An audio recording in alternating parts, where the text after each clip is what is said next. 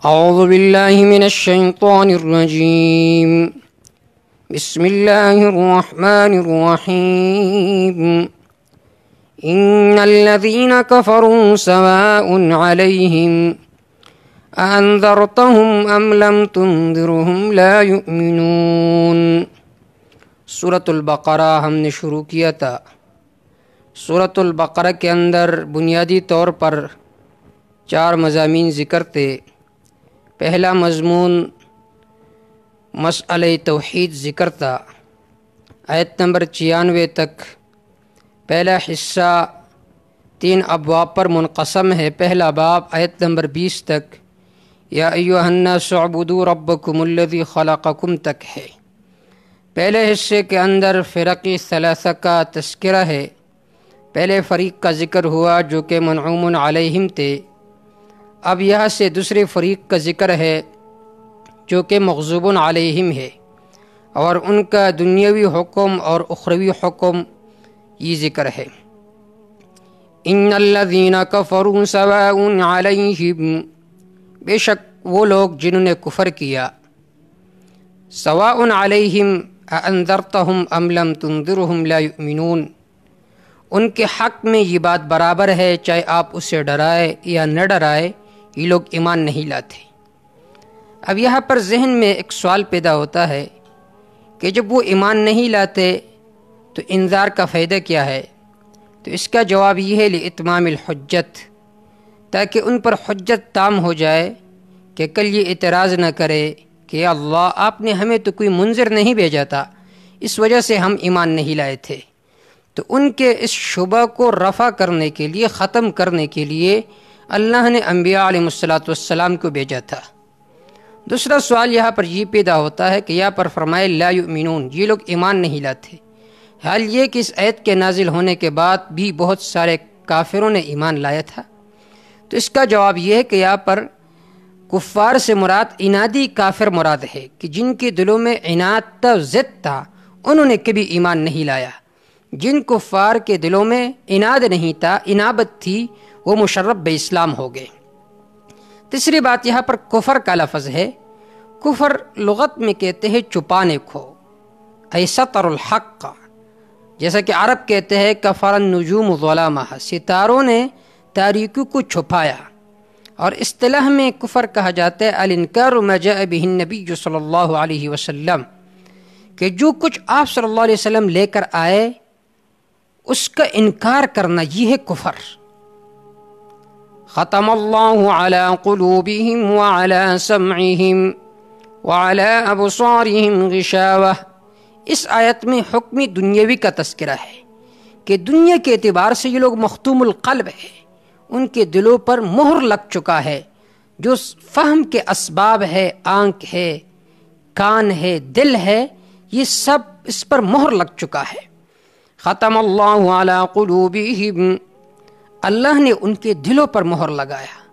وعلی سمعہم، ان کے کانوں پر اللہ نے مہر لگایا۔ وعلی ابصارہم غشاوہ، ان کے آنکھوں پر پردے ہے۔ وَلَهُمْ عَذَابٌ عَظِيمٌ، اس آیت کے اندر حکم اخروی کا تذکرہ ہے کہ ان کے لیے بہت بڑا عذاب ہے۔ یہاں پر نحوی اعتبار سے ایک اعتراض وارد ہوتا ہے کہ سمع کا لفظ مفرد ہے، قلوب اب ابصار کا لفظ جمع ہے، یہ کیوں؟ تو اس کا ایک جواب یہ ہے کہ سمع اسم جنس ہے جو کہ مفرد تثنیہ جمع سب کو شامل ہوتا ہے۔ دوسرا جواب یہ ہے کہ سمع اس لیے مفرد ذکر کیا گیا کہ مسموعات وہ ایک نوع کے قبیل سے ہوتا ہے، بخلاف مبصرات کے، بخلاف ان چیزوں کے جس کے بارے میں آدمی سوچتا ہے، اس کے انواع کثیر ہوتے ہیں۔ اس وجہ سے قلوب کو جمع ذکر کیا اور ابصار کو جمع ذکر کیا، سمع کو مفرد ذکر کیا۔ تیسری بات یہاں پر یہ ذہن میں رکھے کہ سمع تو عارض ہے، عارض پر تو مہر نہیں لگایا جاتا، اس وجہ سے اس سے پہلے مضاف محذوف ہے، ای وعلی مواضع سمعہم، اللہ نے ان کے سننے کی جگہوں پر مہر لگایا جو کہ کان ہے۔ وَلَهُمْ عَذَابٌ عَظِيمٌ، ان کے لیے بہت بڑا عذاب ہے۔ یہاں پر ذہن میں ایک سوال پیدا ہوتا ہے کہ جب مہر اللہ نے لگایا تو پھر اللہ عذاب کیوں دیتے؟ یہ تو مجبور محض ہو گئے۔ تو اس کا جواب یہ ہے کہ یہاں پر ختم سے مراد ختمی مجازات مراد ہے کہ ان کے عمل کے وجہ سے اللہ نے ان کے دلوں پر مہر لگایا. جیسا کہ حدیث پاک میں آتا ہے، ابو ہریرہ رضی اللہ تعالیٰ عنہ ارشاد فرماتے ہیں، اذا اذنب العبد ذنبا نکتت فیہا نکتۃ سوداء، جب کوئی آدمی گناہ کرتا ہے اس کے دل پر ایک سیاہ نقطہ لگ جاتا ہے. اگر وہ توبہ کرے تو وہ نقطہ مٹ جاتا ہے، اگر وہ توبہ نہیں کرتا تو ایک وقت ایسا آ جاتا ہے کہ اس کا دل پورا کا پورا کالا ہو جاتا ہے. تو یہاں پر ختم سے مراد ختم المجازات مراد ہے. اور قرآن مجید نے اس کے لیے مختلف الفاظ ذکر فرمائے کہ بھی قرآن مجید نے اس کے لیے حجاب کا لفظ ذکر کیا، وقر کا لفظ ذکر کیا، جیسا کہ سورۃ سجدہ میں ہے کہ کفار نے کہا کہ ہمارے کانوں پر پردے ہیں. اسی طرح کہ بھی قرآن مجید نے اس کے لیے تالے کا لفظ ذکر کیا، وَعَلَىٰ قُلُوبٍ أَقْفَالُهَا، جیسا کہ سورۃ محمد آیت نمبر 24 میں ہے کہ بھی قرآن مجید نے اس کے لیے سد کا لفظ ذکر کیا، دیوار، جیسا کہ سورۃ یاسین آیت نمبر 9 میں ہے کہ صدم من خلفہم، کہ ان کے آگے سے ان کے پیچھے سے دیوار ہے. اور کبھی قرآن مجید نے اس کے لیے زنگ کا لفظ ذکر کیا، سورۃ مطففین آیت نمبر 14 میں ہے کلا بل ران علی قلوبہم، بلکہ ان کے دلوں پر زنگ لگ چکا ہے. اور یہاں پر قرآن مجید نے اس کے لیے جو لفظ ذکر فرمایا وہ ہے ختم کا لفظ، کہ ان کے عمل کی وجہ سے اللہ نے ان کے دلوں پر مہر لگایا. تو آدمی کے اختیار میں ہوتا ہے کہ آدمی توبہ کرے، لیکن جب وہ توبہ نہیں کرتا ایک وقت ایسا آ جاتا ہے کہ اس کا دل بالکل کالا ہو جاتا ہے، سیاہ ہو جاتا ہے. اس وجہ سے توبہ کی کوشش کرنی چاہیے، کم از کم دن میں 100 مرتبہ ضرور استغفار کرنا چاہیے. شیطان آدمی کو دھوکہ دیتا ہے کہ جب آدمی توبہ کرتا ہے تو اسے کہتے تمہیں شرم نہیں آتی کہ تم اللہ کے سامنے ہاتھ اٹھاؤ گے. یہ اتنا بڑا دھوکہ باز ہے. گناہ کرتے وقت تو انسان کو شرم نہیں دلاتا کہ شرم تجھے نہیں آتی کہ اس کریم ذات کی نافرمانی کرتا ہے، لیکن جب توبے کا نوبت آ جاتا ہے تو اس وقت پھر یہ انسان کو شرم دلاتا ہے.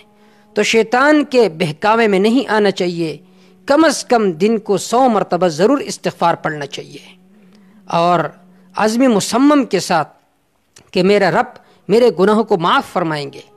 جب آپ اس غرض اور ارادے سے استغفار کریں گے تو انشاءاللہ ضرور اللہ رب العزت ہمارے اور آپ کے گناہوں کو معاف فرمائیں گے.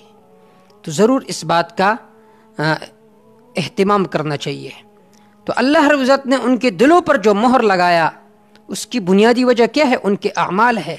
جب ان کے اعمال خراب ہو گئے تو اس وجہ سے اللہ نے ان کے دلوں پر مہر لگایا. علامہ ابن قیم رحمہ اللہ نے اس کی ایک عجیب مثال ذکر فرمائی ہے. دیکھو، اگر آپ نے ایک مرتبہ کسی خوبصورت لڑکے کو دیکھا یا خوبصورت نوجوان لڑکی کو دیکھا تو آپ کے لیے ایک نظر تو معاف ہے، لیکن اگر آپ نے ایک نظر دیکھ کر اس کے بعد آنکھیں نیچے کر دی تو آپ کے دل سے اس کی صورت ختم ہو جائے گی. لیکن اگر آپ نے دوسری بار دیکھا، پھر 6 بار دیکھا، بار بار جب اس کو آپ دیکھتے رہے تو ایک وقت ایسا آ جاتا ہے کہ آپ کے لیل و نہار میں، آپ کے سوچ و افکار میں اس آدمی کا چہرہ یہ مکمل طور پر فٹ ہو جاتا ہے. پھر آپ سے وہ نہیں بھول سکتا، بلکہ آپ پھر اس کے عشق میں مجنون بن جاتے ہیں. اس کی بنیادی وجہ کیا ہے؟ وہ خود انسان کے اختیار ہے. اگر آپ نے اپنے اختیار کو استعمال نہیں کیا تو ایک وقت آ جاتا ہے کہ آپ کے دل میں تاریکیاں چھا جاتی ہے آپ کے دل کے اوپر. تو اگر ہم چاہے کہ ہمارے دل جو ہے وہ انوار و برکات سے بھر جائے تو توبہ کی اہتمام کرنی چاہیے.